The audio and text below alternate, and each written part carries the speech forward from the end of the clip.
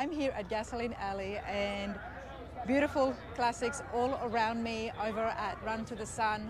The car show here, it's absolutely packed. It's the Thursday, but I have to check out Gasoline Alley. I've heard so much about it. And we're going to see some pretty cool racing cars, but I could not go past the Lightning McQueen. Can we all just have a look at this? I had to come here and I just want to know exactly what car is it underneath, what it gets used for. Absolutely love it. Dale, how are you? I'm doing good. How are you today? Good. I'm guessing you're a Cars fan? I am. Love Lightning McQueen, love cars. Everybody keeps asking me when I'm going to build Mater, so I don't know if that'll ever happen, but it's very different. It is different. Mater is more of a rat rod, and you've got a racing car. So yes. Why don't you come over here? Okay. And tell me more about this. Now, obviously, Lightning McQueen race car.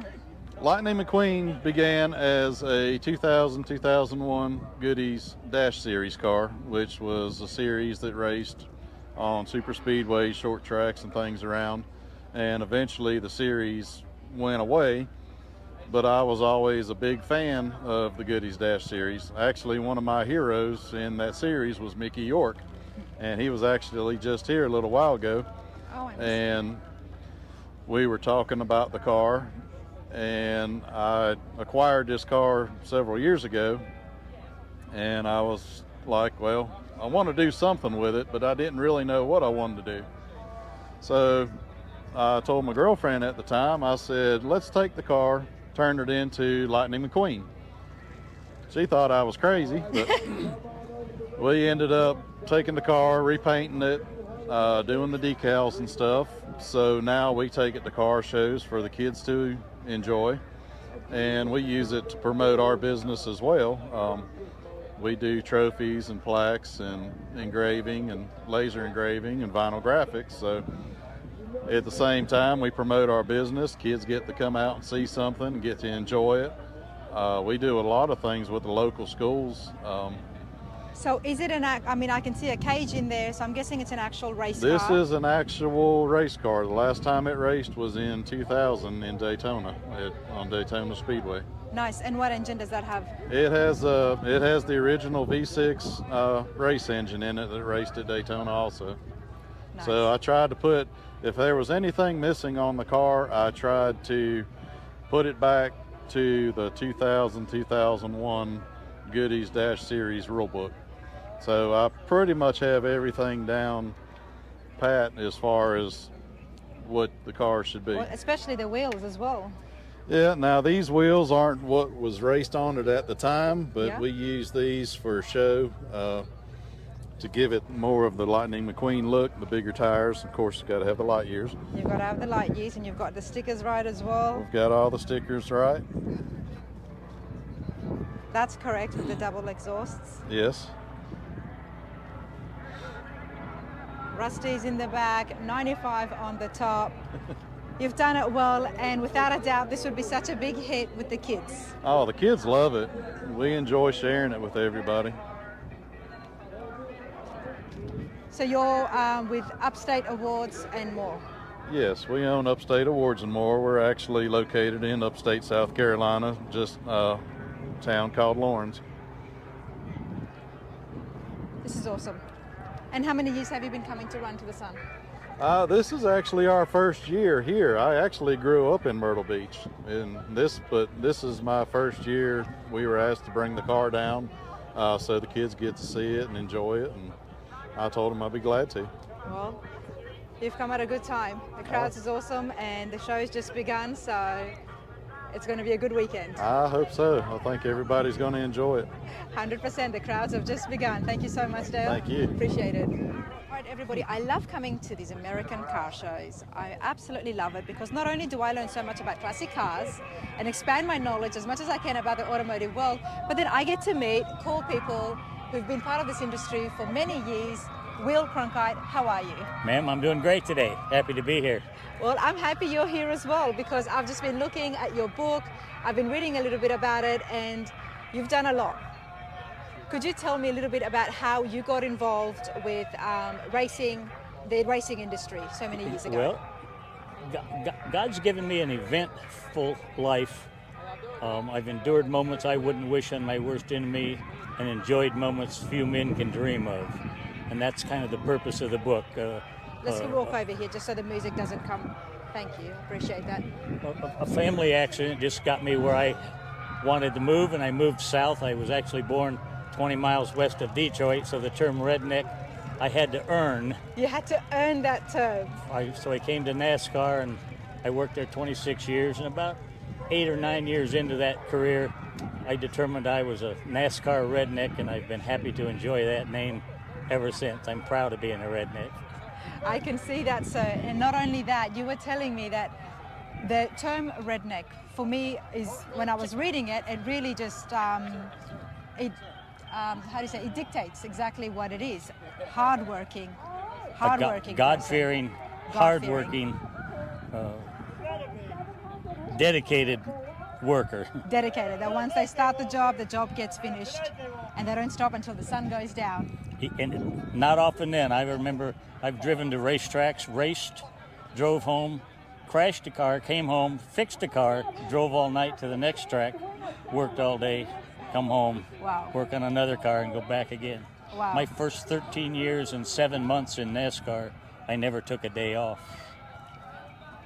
There you go, everybody. Now that says a lot. Not only does that show that you're a hardworking person, but it also shows the passion that you've got for building. And not only that, you were crew chief as well for the race car drivers. Yes, sir. I got my start working for John Green in Spartanburg.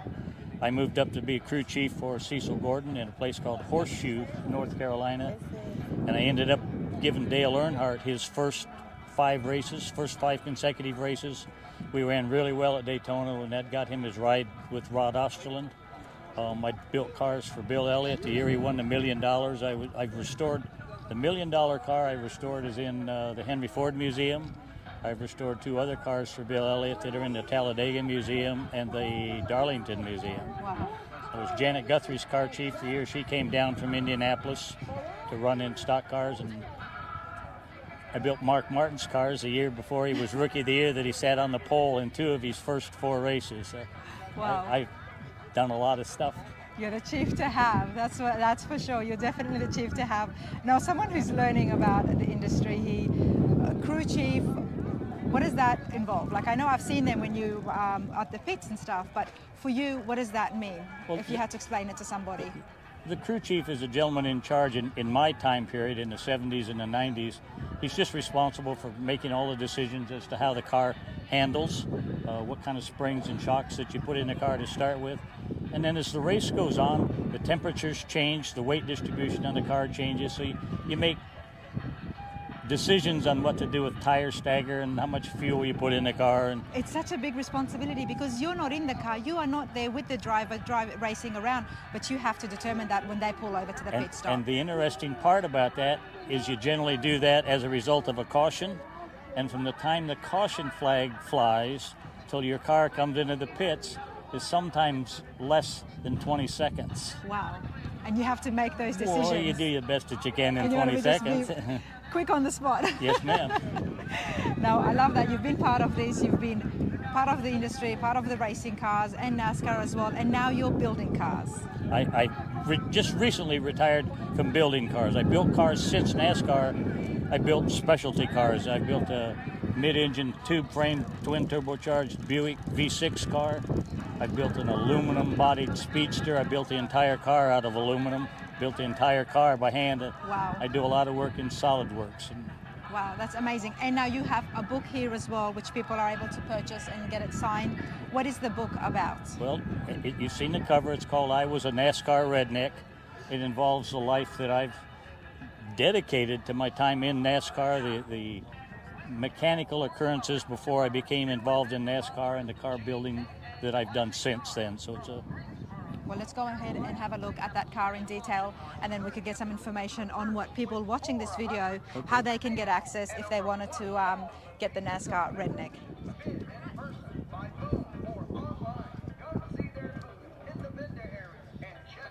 If they wanted to get involved and get one of the copies of the book, they can order a signed copy there at NASCARredneck.com. There are the details, and there's an email address there as well. Yes, ma'am. For your information, this is a car that I actually built in 1982. And this gentleman in the seat right here has restored this car to its original pristine condition. His name is Bill Rhine from Denver, North Carolina. Hi, Bill. How are you? Good. It's a beautiful car you've restored. Thank you. How bad was the condition when you got your hands on it? Not as bad as some of them. Not as bad as some of them. It needed a lot of work. Actually, that's where we first met him. When we found the car, we were gifted his contact information and drug him out of South Carolina up to North Carolina to, one, verify it was his real car. Yep. Because we won't start any restoration until we verified the car was real. And he verified it as the car they ran in Atlanta in 1982. And so we got started on the restoration. And have you restored other cars that are obviously not just made from the ground up, Yeah, normal cars? Yeah, all of these are ours. Okay. And what is the difference? Is there much of a difference between restoring one that has been built by hand from the ground up and one that is factory built and restoring it?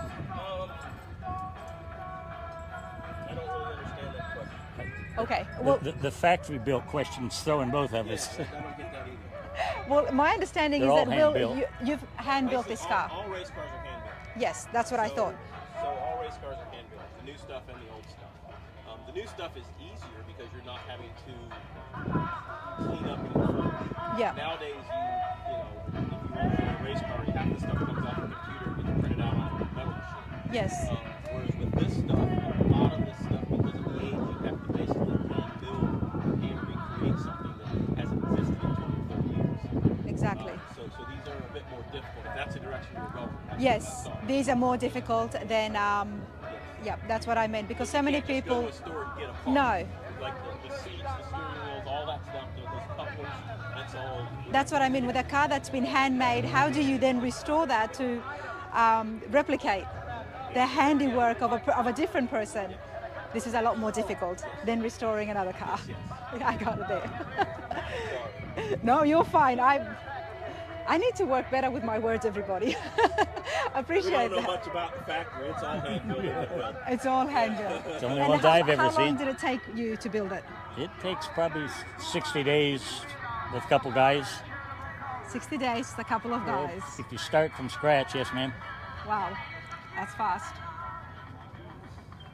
I've done it quicker, but I didn't like You've it. done it quicker as well. Why don't you come around and tell me exactly what kind of a car or what is it inspired from? It's a Buick, obviously. Yeah, can we raise the hood? This, Nope. Got it. There we go. is that one? Yep.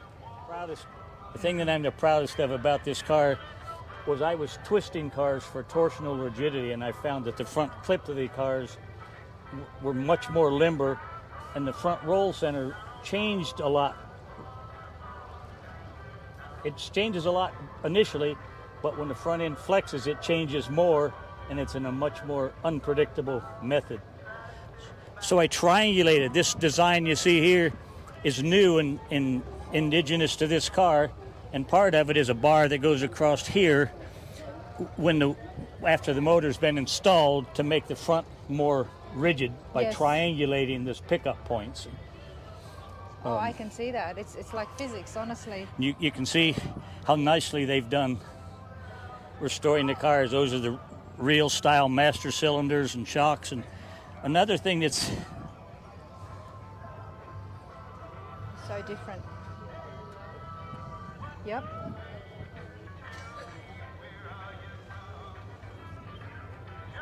And that would help with the balancing as well, especially at the speeds The candle- and the turns that they do. yes, ma'am. That's the point of it, is Yeah. to try to make it predictable. Yeah. And what engine would you put in this? It would be a small block Chevrolet.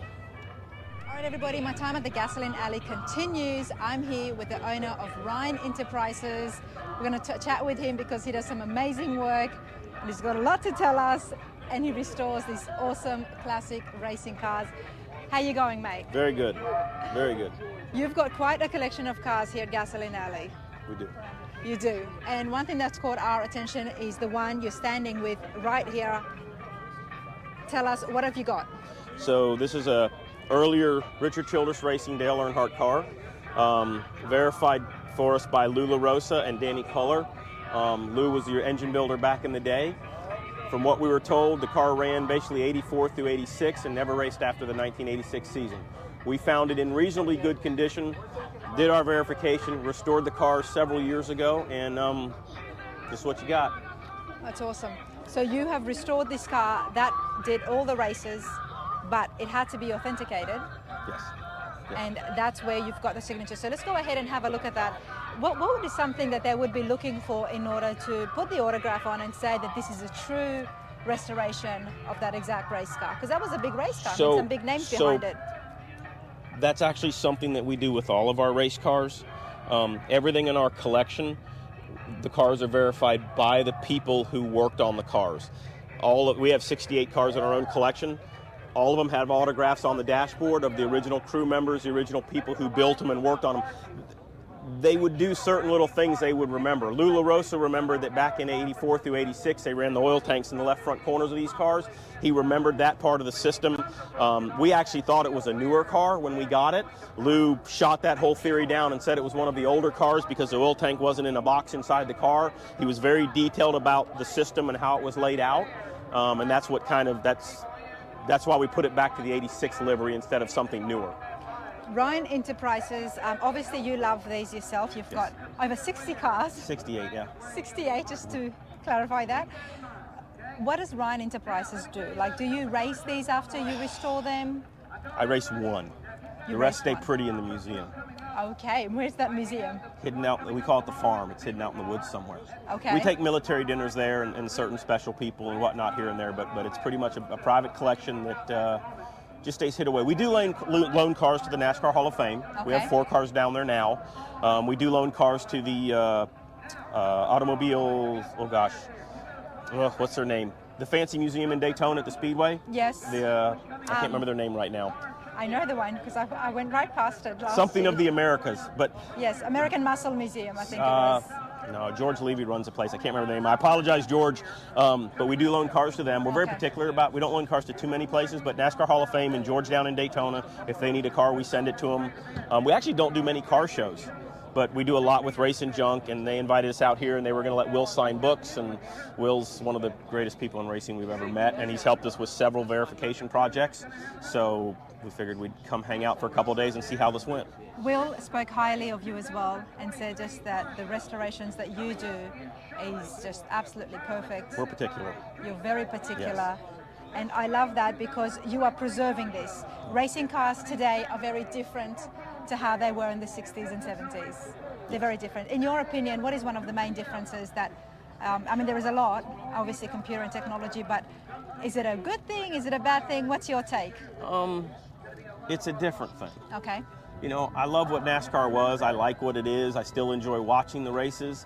I'm not a fan of a lot of things they do now, but you know, sometimes things have to change. Yes. And so I think they've changed because they have to. Yeah.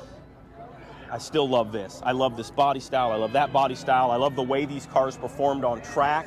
I think you had, how do I say this safely? You have some great drivers nowadays, but I think back then you had more great drivers competing for, you know... More skills involved. Yes. And I would say more yes. skills involved. And when you're on track with 10 great drivers, I don't think you see as good a show as when you're on track with 30 great drivers. And I think that's where we're at now. Not that there's only 10 good drivers now, there's more than that, but I think you had more people with a hunger or wanting to drive back then. Yes. And so this is just, it was special. Will it be special again? It could be, but it was definitely special back then. And that's why you like to preserve these and restore these classics. Well, and we've met so many of the guys like Tex Powell and Will Cronkite and you know, Lou La Rosa, like we talked about, David If, that Waddell Wilson. There's so many amazing people that were in NASCAR back in the 60s and 70s and 80s that are just epic people. Yes. And their stories are being forgotten because they're just kind of fading out with time, and that kills me. It kills me because they should be interviewed every week. because every week they remember something else that they did or that they thought of or that they, cheated a little bit to get an advantage.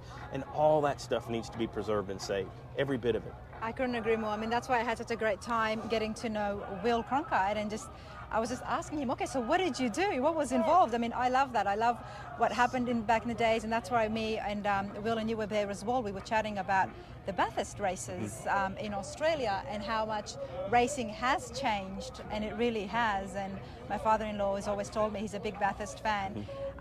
It's changed a lot. The cars have changed. The skills changed. So I'm glad you're doing this.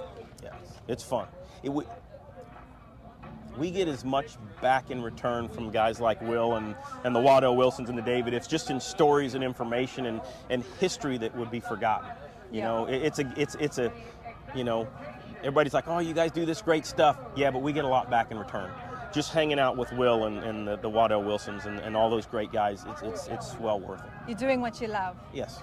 And I love that, and that's why I needed to come over here and interview you, because obviously you're too young to have been there back in the days, but you're doing this, you love the classics, and you're trying to keep it alive.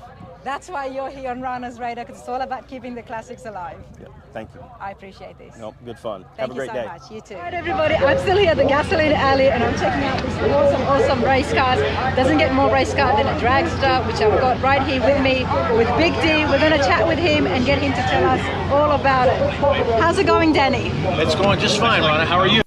Very well, and I love being here. You've got an awesome historical dragster. My wife and I do. My wife Jessica and I ended up acquiring an original 1965 Woody Gilmore chassis car that we found in a barn in Fallbrook, California. We're originally from California, and when I came to North Carolina in '92, I still kept into drag racing. So we found this and decided to build a restored car to keep the memory alive about drag racing, especially about Lions Drag Strip, where I grew up back in Southern California. And put it together the way that it originally was. We matched the original paint job. It was called the Freeman and Sons Charger. It ran junior fuel at one time when it didn't have a blown engine in it, but it was a small block Chevrolet. Now it has a blown 350 nitromethane burning small block Chevrolet. And in '66 was the last time it raced competitively, and it did the quarter mile in 8.2 seconds at 190 miles an hour. And Elgin Freeman was the driver. He was one of the sons of Al. They belonged to the Vulcans Car Club, which was in Wilmington, California. And it was basically Lions Drag Strip was right there too. Lions Drag Strip opened up in 1955, and it was designed by 9 different Lions clubs, service clubs that were trying to get the young drivers off the streets drag racing and get them to a safe place to run. And so Lions Drag Strip came along, and this was one of the first cars that was probably running there as far as the horsepower increased and competition really ramped up. I was lucky enough as a youngster to be able to work on cars that were driven by Tom the Mongoose McEwen and Don the Snake Prudhomme, and even did a little touring with them with their Top Fuel dragsters and their funny cars. So you've been around. I've been exposed at a very young age, and at that time, though, there were a lot of fatalities at the drag strip because they were basically test pilots, trying out new ideas, putting a little more nitromethane in the tank, trying to go a little faster, set another record. So fatalities were a big part of the equation growing up, but it's all led to the evolution of where they're at now with these rear engine Top Fuel dragsters making 11,000 horsepower, doing 330 some miles an hour in 1,000 feet, not even in a quarter mile. So now, Danny, we were talking about the rear engines and the front engines. Right. Now, over time, can you tell me a little bit more about how it has evolved and what has been the reasons for the evolution of changing the position of the engine? Yeah, one of the weak links in this whole setup is the driver being behind the engine and having a clutch and flywheel at his feet. So as this car of this type is going down through the top end where everything is at max RPM, the tires are distorted, the engine is hitting as much horsepower as it's going to give. There was a lot of failures. You'd have pistons getting burned because you're running nitromethane. You'd have a gasket or a head gasket give away, and the oil's coming back in the driver's face. That would catch on fire. The drivers, even though they're wearing fire suits and a mask and goggles, sometimes it would burn right through there because it would be like a blowtorch. So it wasn't until 1970, even though the idea about a rear engine or a mid-engine car putting the driver in front of the engine became a reality, 1970 when Big Daddy Don Garlitz had that clutch explosion at the line at Lyons Drag Strip, and he lost part of his right foot. He sat in that hospital room and made sure that he was going to make a rear engine design work, and that's what he did. So he went back to his shop. Yeah, he had it all drawn out. When he went back to his home in Ocala, Florida, he built himself a rear engine dragster, and he was one of the first ones to go down the track and win in Top Fuel Eliminator with a rear engine car. And then everybody put their order in for a rear engine chassis, and it just made it that much safer. So that's some of the best inventions has been done actually by race car drivers. That's true. By the people who have been in the scene, because they're the ones who know what's going on. There's so much in racing of any type that comes from the aviation field. It's just unbelievable. The new metals, new techniques for making things stronger, safer, going from metal to carbon fiber. A lot of the cars now, the funny cars, are not fiberglass and all that has a tendency, once it starts burning, it's staying lit. Now the carbon fiber, making things lighter, making them more durable, titanium, stainless steel. Carbon fiber came from the aviation. Yeah, it did. You're trying to make, anytime you can make an airplane lighter when it's empty, you can put more passengers in it or carry more cargo. So they're all about making things stronger and lighter, and then it just is morphed into any kind of racing, whether it's IndyCar, circle track, NASCAR, IROC, all of that comes right back to going into what's built in cars on high performance, and probably even built in the regular street cars. So looking at the engine right here, tell us what have we got and what's been racing performance now? Well, you're looking at a small block Chevrolet engine that's been built racing standards, and we're trying to find a way to get the fuel and the air to mix together to where I get complete combustion. So we'll start at the top. We're looking at the injector. This is where I'm pulling in all my air, and this is a Enderley injection hat.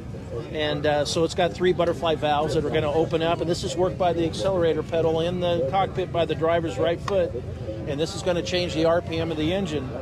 So I've got my air coming in here, and it's going to go down to this supercharger. This is where I'm going to take that air with the fuel. This actually has fuel injected, what they call at the hat.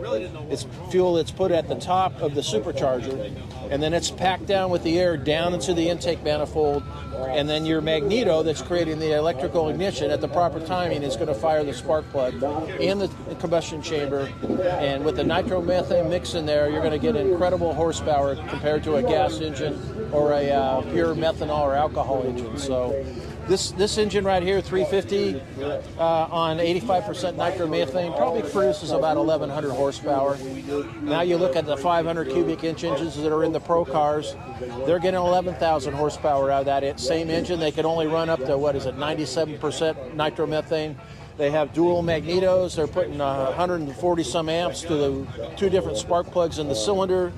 And the more fuel, the more electrical you have, the more power you're going to have, the faster you're going to go, in theory. That is the fuel tank. That's called that was built by Moon Equipment. That's a 3.5 gallon fuel tank. And when I do Nitromethane goes in there? It does. It gets mixed with the alcohol on the outside, and then you pour it in the tank. And so I run 85% just for what I do, for a push start and for a cackle. I still get plenty of flames out of the headers as it gets hot. So the headers are covered today. Yeah. Everything's covered. We're not able to turn it on, but I can only imagine the cackle that is. So the valve cover is covering up all the rocker arms where the valves are at, the intake exhaust valves, and then all the timing through the camshaft. And so I'm pulling air in through here, through the intake valve, and then when it's time for the combustion that's done, the exhaust valve opens, and you're coming out what they call the headers. These are called zoomy headers. The headers actually come up and go out this way. Some of the earlier, It doesn't actually come this way. no, a lot of this here they would do what they call laid back headers, where they would put more exhaust back towards the wheels, trying to help get the smoke off of so the driver can see. Some of them are called what they have weed burners, where the exhaust goes all the way down to the ground and then it blows out. And yeah, there's quite a few cars that still hold that design. So. The steering wheel, what is this called again? This is a butterfly steering wheel. And really you want to do minimum steering. There's been cases where the driver overdrives the car. The car is gonna sashay down the track. It depends on if they're staying in the groove or not. So you're only going to turn this wheel slightly, just enough to keep that car in the groove, maximum traction, and try to keep it as straight as possible. That's all it's going. That's what it's designed to do. It doesn't always do that. And earlier when you were talking, I mentioned that the whole concept of front-wheel drive was developed by a race car driver himself. Correct. And it was because of this fact of the fine art of having the weight of the engine and distributing how the weight would be best, especially on the race cars. Yeah, front-wheel drives, it's like it's the old adage about is it better to push something or pull it? Yeah. So the theories for front-wheel drive, rear-wheel drive, depending on what your application is. Of course, now we're looking at all-wheel drive as kind of a standard in almost every passenger car these days. But so this is what we got. This engine idles at about 2,000 RPM, so it's sitting fairly high, and it's immediate response. When I hit that accelerator pedal, the RPM changes, the flames get higher. The only gauge I have on here is oil pressure. I want to know if I'm losing oil pressure. Now, compared to the 19th, the Zen, yeah, the Zen that I was just sitting in, I love that these two cars are side by side because it gives us such a contrast. Definitely a definite contrast. Yeah, it is. Drag racing, where it was to what it is today. True.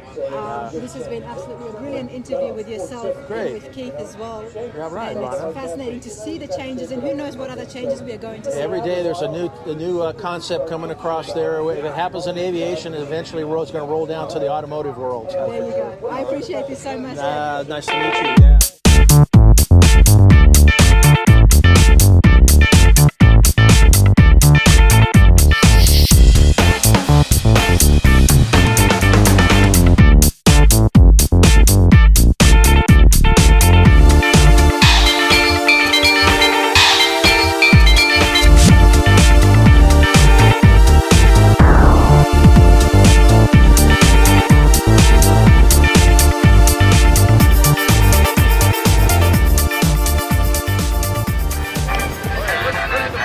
1955 Chevy Gasser, everybody. I always like the look of them.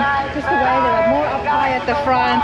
It's brilliant. It belongs to Shane. So let's have a chat with him and find out exactly the story behind the 55 Chevy. How's it going, Shane? Great. How are you? I'm good. Thank you. Love what you've got here. Thank you. Here in Gasoline Alley at Run to the Sun. Tell us, when did you get this? We got this 2.5 years ago. The car come from Pennsylvania. We kind of reworked it and gave it a facelift, and we've been racing it ever since. Okay, there's a lot you just told me. Right. So, 2.5 years ago, you got this. What was the conditioning first? Let's get to It was in pretty good condition. Okay. And the facelift, is that in regards to the cosmetics, the paint? Yeah, the cosmetics. We changed some wheels and tires. We actually put an interior in the race car. Okay. We wanted to keep it with that 60s look. Love it. Now tell us about the Gassers. They're always higher up at the front. Correct. But yet they got the smaller wheels and bigger wheels at the back. Mm-hmm. And the point of this was so it would lift up when it's racing? Back in the day, traction was always hard to get. So they raised the front of the cars up to have more weight transfer to the back of the car, which will help them hook up and leave, and they ran better that way. And the easy way to do that would be putting a straight axle front end under it, because they could get the front ends up pretty easy. And that just sort of became the style of a gasser. And how do you stop it from getting up too high? Oh, we got wheelie bars. But So it does go up really high. It does go up. Yeah. Okay, so let's have a look at that front axle down here. And at the bottom of it, everything was already done. Yeah, the front suspension and stuff was already done. So it's been restored, I'm understanding. Yes, it was racing when we got it. Okay, it was racing when you got it. So we changed some motor stuff, transmission. We changed the rear end and rear suspension configuration. Just more for preference of what I preferred over the way it was. Okay, and we're going to get into you and your racing hobby in a moment. Now the paint is very interesting. It's very nice. It stands out, and that's what the Gassers were made to do, That's right? what they were meant to do. You've done it so well. You've done it really well. I love the pinstriping. Did you do this all yourself? No. Okay. No, we did everything except the graphics and stuff. We didn't do that. I love the graphics. Thank you. I love what's been happening here with the shading. Is it a wrap or it's actually a paint? It's a wrap. It's a wrap. Okay, that's why we've got such a great effect, right? Correct. Yeah, we decided to focus more of our finances into going fast. Okay, so before we look inside the interiors and Okay. have a look at the cage, Shane, tell us, where does your racing come from? I've raced most of my life, and my dad raced while I was a kid, so I've been around it my whole life. Now we race with a group called the Straight Axle Mafia, based out of Kentucky, and we run about 20 to 22 races a year, so we stay very busy. Nice. And with the races, are they all just Gassers? Yes. Yep, they're all gases. I think Rhine has to come to one of those races You and do. see all of these. You do. You will have a blast. You will have a I blast. think I will. I mean, every time you guys turn this on, and I've seen it at the other shows as well. I mean, it draws me. It's one of those cars. I'm like, okay, wow, there's another Gasser. Just the way it looks, super cool. They're a lot of fun. I have to see them race. So Yes. we'll talk more about that. But okay, let's have a look at the inside. Oh wow! Can you just? I am a girl, so these things do appeal to me, Shane. Yes. Yeah, my wife definitely helped me out with the colors and the sparkle. She likes glitter. She did very well, okay? I love it, absolutely love it. It's for racing, but it's still got to look good. Correct. Right? And look at this, it's even here on the cage as well. Yeah, excuse the lawn chair. It was raining. That's all right. You know, when it comes to racing cars and with the cages that they've got, the row bars, it's evolved so much over time. You know, it's gotten a lot more safer. Yeah, you want to be safe. I mean, when I see something like this to this degree, I can't imagine. I mean, anything is possible, of course. But we've got one here on all sides of the interior. So if anything was to happen to the car and it would flip or get crushed, there's a fair bit of safety measures. Absolutely. I mean, you know, nobody wants to be hurt. If something bad goes wrong, you want to make sure you got the proper safety equipment. I mean, we got all our proper seat belts, window nets, you know, the whole deal. Yeah. You want to get in? Do I want to go inside and sit inside it? Well, yeah. Oh, okay. Well, let's. I'll let you hold this if you like, and you can hold this too. Okay. So this just comes out this way. Correct. Yep.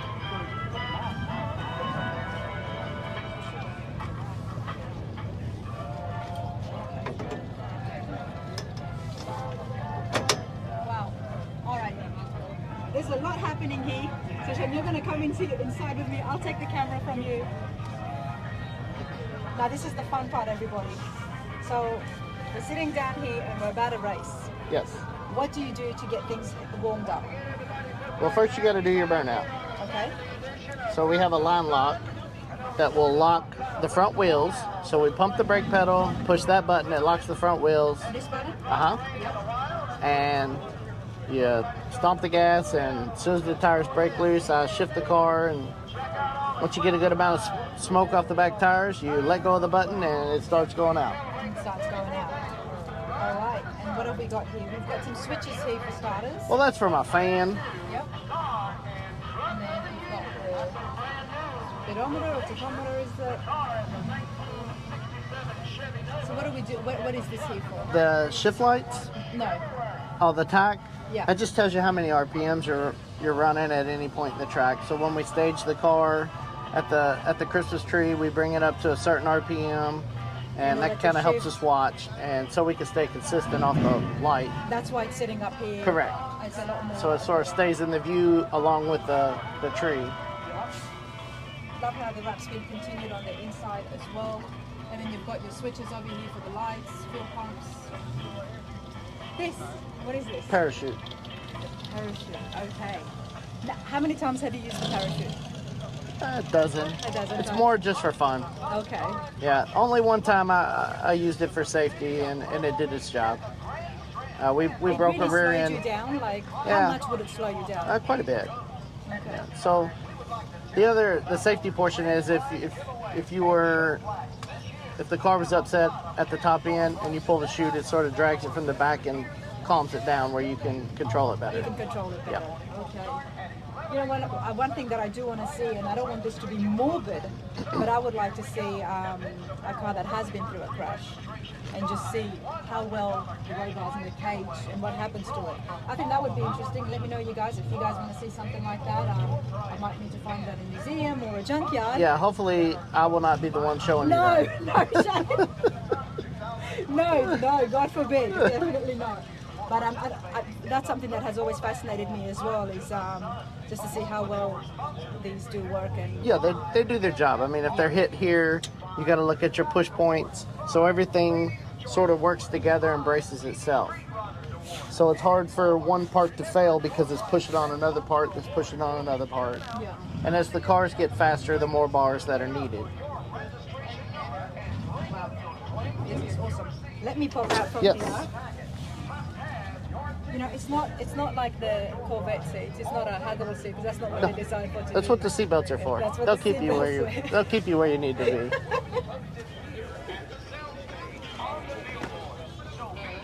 Check your numbers on the billboard on a regular basis. You could be a winner. Slight change in how we're raising additional money for our charities. Instead of a 50-50 raffle, There's straight axle mafia as well. we've got many valuable items set up in the tent near the main stage, and the silent auction is hosted You can by definitely find our schedule on straightaxlemafia.net or on Facebook or Instagram under Straight Axle Mafia. And how many shows did you say you do? This year we have 21 races scheduled. 21 races. Correct. Okay. I should be able to make at least one of them. I would hope so. I would hope so. The pressure is on. Yes, yeah. Well, I'm absolutely loving this. Now, any plans to do more to this or to do another? No, we actually just finished the second car for my wife to drive. Okay. So this one, we're just going to keep this one together. And what does she have? A 56 Chevy. So And she likes racing as well? she loves it. That's how it is. Yep. Yep. I love it. Thank you so much, Shane. Much All right. appreciated. Thank you. Thank you. I love my Bel Airs, and the 55s were a great year with the Tri-5s period. But now we've got a 55 Bel Air Gasser. Love it. Love the colors. It sounds even better than it looks. But let's have a talk with Mike and find out exactly what he's done to this awesome classic. Mike, how's it going? Wonderful. How about you? I'm good. Thank you. You're welcome. Love your car. Thank you. It looks good. It sounds great. Thank you. Talk me through it. What have you done to this? So it started off just like any other Bel Air you would see. Two-tone, baby blue and white, 350, turbo 350 transmission. I bought the car in 2009, drove it till about 2013 when the transmission blew. When the transmission blew, I decided that I was gonna tear the car apart and paint it, change the color. It needed some other work, so it came completely apart. We sandblasted the body, took the body off the frame, blasted it, painted it, converted it to a 4-speed transmission, shoved a big block Chevy in there, 396. You already had the vision that you wanted it to be a gas. Yes, I had the vision that I wanted it to be, well, I wanted something that was going to stand out. You'd seen 55s of every color of the rainbow in every size, shape you could think of, and my goal was to make something that stood out. And this is what we came up with. Yes. You achieved that Yes, very thank you. So we've got the front axles here to turn it into Yes, a so gas. straight axle, yeah. Straight axle. Converted it to a straight axle. So let's start from down here. Yep. This straight axle is what turns a car into a gas. And turned to a gasser, yes. And what does it do exactly for that? So gassers were a class of racing in the 60s, and what they did was they raised the front ends for weight transfer. They would set the weight already on the rear tires. That way your weight was already transferred when you take off. Yeah. And then they have now since come out with stickier tires, so the cars come back down again. But this was straight axle. That's what allows it. that's what allows it to set the weight on the rear axles, and they do that for traction. Now I love this. Yes. This is beautiful. Yeah, that's solid steel. We recycled that. I found it in a scrap pile. Buddy of mine, he was hauling it to the junkyard, and I saw it on the back of his truck and said, "Let me have that." And I said, so he gave it to me. We cut it, drilled it, tapped it. That thing weighs about 75 pounds. You've got a good eye for this. Thank you, thank you. It's absolutely beautiful. Now I have seen the tank in a number of different places. Yes. First time that I'm seeing it at the front of the car. Yes. The fuel tank. So the Gassers would do this because a lot of guys would drive their car to the track. Yes. And they would switch to race fuel when they would get there. This was a way they could carry 1 gallon of race fuel. It was enough to go down the track one or two times. It was easier, and a lot of guys would have a switch where they could switch from the gas in the fuel tank to the fuel in here, and that way they didn't have to run so much fuel as well because the gas was cheaper. Okay. And this one you can actually pressurize to force the fuel in faster. That's a different one. When would you do that? Now we were looking at how fuel gets pumped in the early 19th century. Yeah, so similar on that Buick, very similar concept. You would just pressurize this so it helps feed it into the engine a little better. And you turn it on first, then pressurize this, then sit back in the You car. pressurize this like before you get in to go down your run, Okay. and it would just and again it was all before they had really good fuel pumps and other things to help you like they do now. Okay. And now you've got a nice Chevy block in here. Yep. What have you got? So the carburetors, there's 4 2-barrel carburetors. The intake setup is called a Manfrey. This company came out in the early 60s. This intake was made popular by the American Graffiti coupe. The 32 Ford in the movie American Graffiti had the same intake. This is the big block Chevy version. This version actually came with the optional afterburners, which are the copper lines you see here. So you have a switch inside, and you hit a button. Fuel shoots through these lines and down underneath each carburetor and gives you an extra shot of fuel going down the track. Racing engine. Those carburetors, that intake, all that is an original speed part that was sold. I think they came out with that one in 1966 as a performance upgrade for the Corvette. Nice. Very nice. The body of the 55, as I was just telling another gentleman, beautiful body, beautiful classic. Mm-hmm. My favorite. Your favorite. My favorite. And what you've done is just put that on a pedestal. Thank you. Thank you. Can we just put it out there? That's one way to put it. Honestly, you see the 55s and you always appreciate it, but then now it's been lifted, it draws so much more attention and people can really appreciate it. It definitely draws some attention. Now, loving the color as well, the gold. Thank you. Thank you. And this exhaust is massive. Yes. Yep. Now, as an alternative to a large exhaust would be to have 2 exhaust smaller ones on either side. Would that work as well with a racing engine? So this is just to exaggerate the look. When I went with this car, I kind of tried to throw some cartoon features in there to make it a little bit more wild looking. That's one of them. Everybody thought I was crazy when I held that up there and was like, I'm doing this. But there were model cars back in the day that had large dumps like that, and I wanted to have the biggest ones around. Oh, you did that. And I think they've created their own sound. It definitely changes it's like a megaphone. It makes it a little louder. Oh, it's brilliant. It's brilliant. And you've got like smaller pipes. Yeah, the 4 coming in. Mm-hmm. And then it goes in there. Yep, and they just dump right into the bells. Now this awesome look continues on the inside. Yep. Look at this, everybody. Got my gold metal flake. This is great. I can move Miss Linda. Where are you at in South Carolina? Hilton Head. No shit. Yeah. I love this car. I Thank had you. a 55 as my Thank you. second car. Had a straight axle when I was Thank you. 17. Mike, you're going to get a lot of people who've been stopping by Oh, I get a lot. to look at this and appreciate A lot it. of questions. Yeah, absolutely beautiful. And where do you race it? The only race I really ever go to, there's a nostalgic meet in Union County, South Carolina called Steel in Motion. Great show if you ever get to go to it. It's all older drag racing. They have flag girls. There's no time stamps. It's a good time. And we go out there and make a little noise, and bang it through the gears. And dragster wheels in the back. Yep, Raider wheels and tires.